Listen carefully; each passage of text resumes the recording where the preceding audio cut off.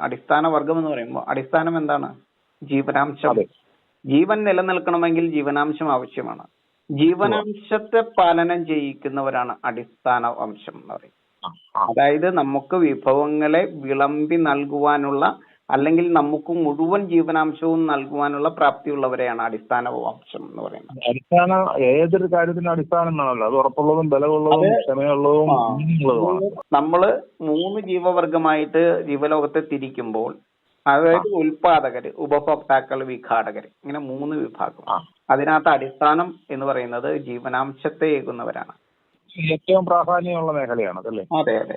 അപ്പൊ അങ്ങനെ നമുക്ക് ജീവനാംശത്തെ ഏകുവാനായിട്ട് പ്രയത്നിക്കുന്നവരെ, അധ്വാനിക്കുന്നവരെ, നിലനിൽക്കുന്നവരെ, ആ സ്ഥിതിക്ക് കാരണമായിരിക്കുന്ന അവസ്ഥയെ സൃഷ്ടിക്കുന്നവരെ, അവരെയാണ് അടിസ്ഥാന വർഗം എന്ന് പറയുന്നത്. വേറെ തെറ്റായിട്ട് ഒന്നും ധരിക്കേണ്ടതില്ല കേട്ടോ.